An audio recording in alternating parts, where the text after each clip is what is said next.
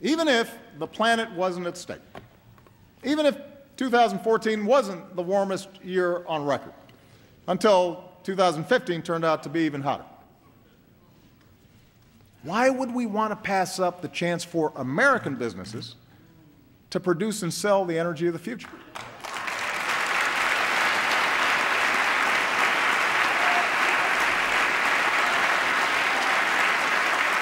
Listen,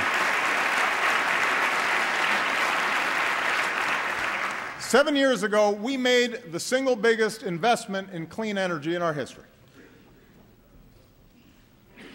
Here are the results. In fields from Iowa to Texas, wind power is now cheaper than dirtier conventional power. On rooftops from Arizona to New York, solar is saving Americans tens of millions of dollars a year on their energy bills and employs more Americans than coal in jobs that pay better than average. We're taking steps to give homeowners the freedom to generate and store their own energy, something, by the way, that environmentalists and Tea Partiers have teamed up to support. And meanwhile, we've cut our imports of foreign oil by nearly 60% and cut carbon pollution more than any other country on earth.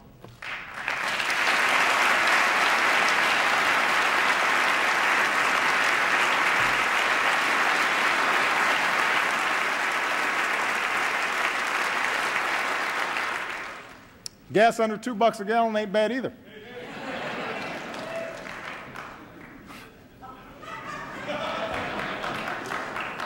Now we've got to accelerate the transition away from old, dirtier energy sources. Rather than subsidize the past, we should invest in the future, especially in communities that rely on fossil fuels. We do them no favor when we don't show them where the trends are going. And that's why I'm going to push to change the way we manage our oil and coal resources so that they better reflect the cost they impose on taxpayers and our planet. And that way we put money back into those communities and put tens of thousands of Americans to work building a 21st century transportation system.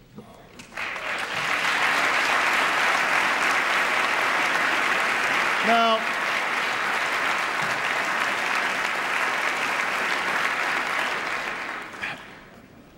none of this is going to happen overnight. And yes, there are plenty of entrenched interests who want to protect the status quo. But the jobs we'll create, the money we'll save, the planet we'll preserve, that is the kind of future our kids and our grandkids deserve. And it's within our grasp. Now, climate change is just one of many issues where our security is linked to the rest of the world. And that's why the third big question that we have to answer together is how to keep America safe and strong without either isolating ourselves or trying to nation build everywhere there's a problem. I told you earlier, all the talk of America's economic decline is political hot air. Well, so is all the rhetoric you hear about our enemies getting stronger and America getting weaker. Let me tell you something. The United States of America is the most powerful nation on earth. Period. Period. It's not even close. It's not even close.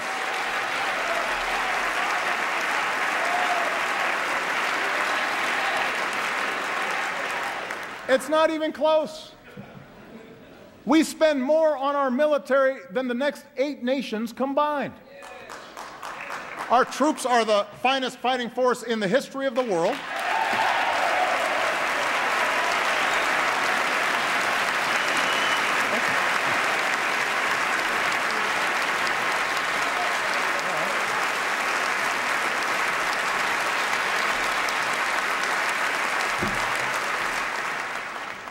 No nation attacks us directly or our allies because they know that's the path to ruin. Surveys show our standing around the world is higher than when I was elected to this office, and when it comes to every important international issue. People of the world do not look to Beijing or Moscow to lead, they call us.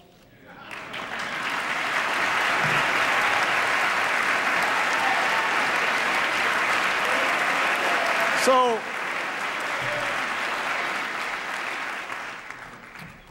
I think it's useful to level set here. Because when we don't make good decisions. Now, as someone who begins every day with an intelligence briefing, I know this is a dangerous time.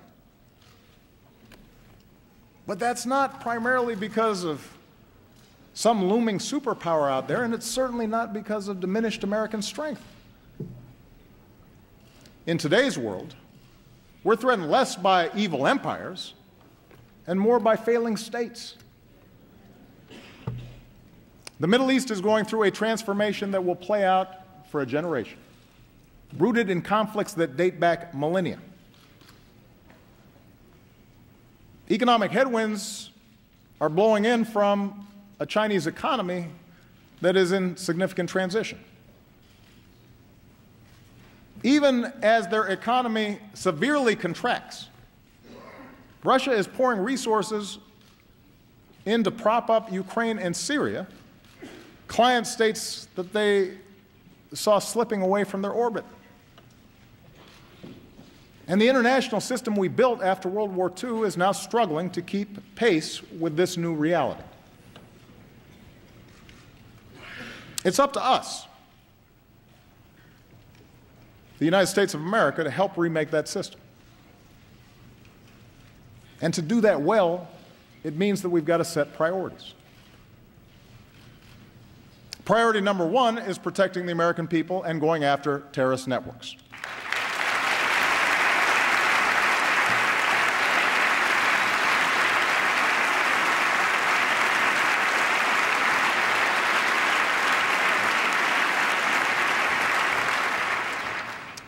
Both al-Qaeda and now ISIL pose a direct threat to our people because in today's world, even a handful of terrorists who place no value on human life, including their own, can do a lot of damage.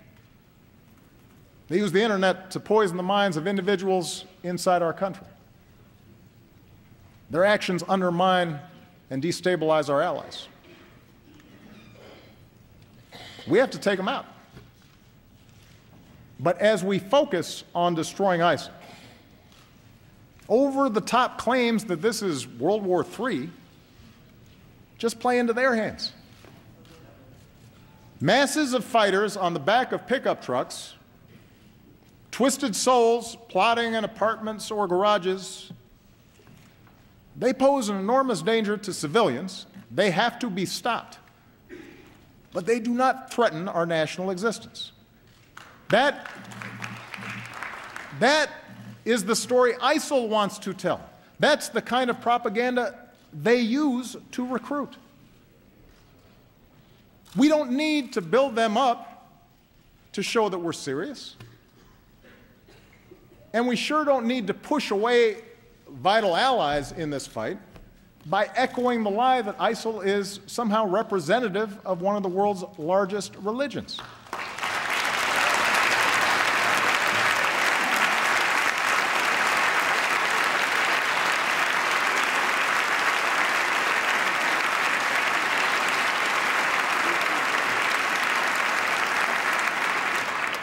We just need to call them what they are, killers and fanatics who have to be rooted out, hunted down, and destroyed.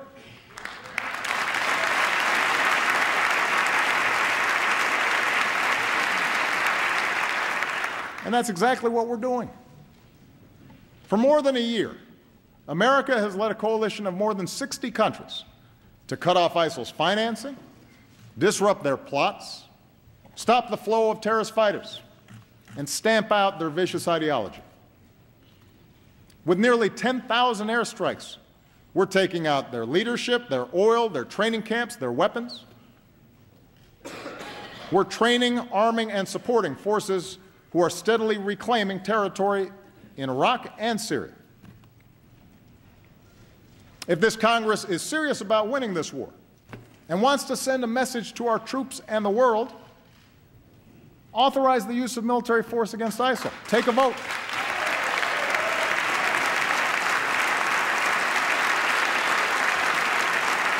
Take a vote.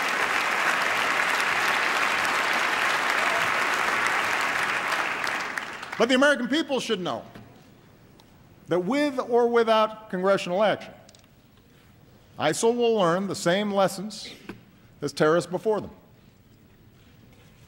If you doubt America's commitment, or mine, to see that justice is done, just ask Osama bin Laden.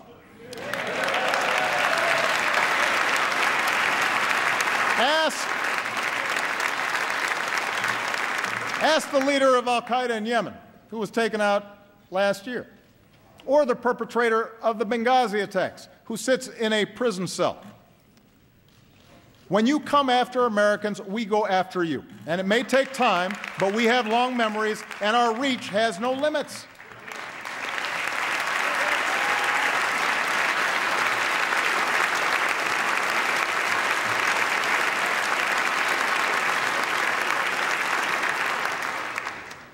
Our foreign policy has to be focused on the threat from ISIL and al-Qaeda. But it can't stop there. For even without ISIL, even without al-Qaeda, instability will continue for decades in many parts of the world. In the Middle East, in Afghanistan and parts of Pakistan, in parts of Central America and Africa and Asia. Some of these places may become safe havens for new terrorist networks. Others will just fall victim to ethnic conflict or famine, feeding the next wave of refugees. The world will look to us to help solve these problems. And our answer needs to be more than tough talk or calls to carpet bomb civilians. That may work as a TV soundbite, but it doesn't pass muster on the world stage. We also can't try to take over and rebuild every country that falls into crisis, even if it's done with the best of intentions. That's not leadership. That's a recipe for quagmire, spilling American blood and treasure that ultimately will weaken us. It's the lesson of Vietnam. It's the lesson of Iraq, and we should have learned it by now. Now,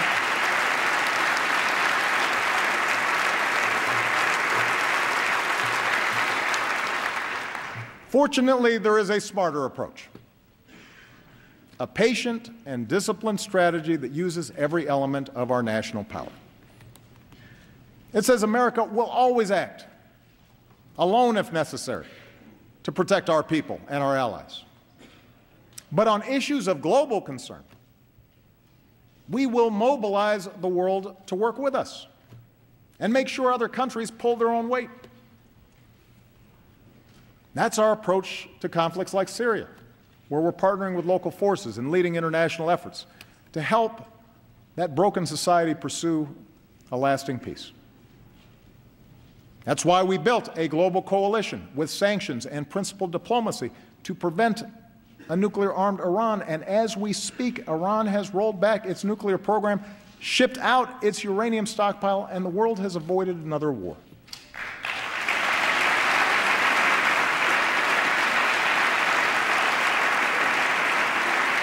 That's how we stopped the spread of Ebola in West Africa.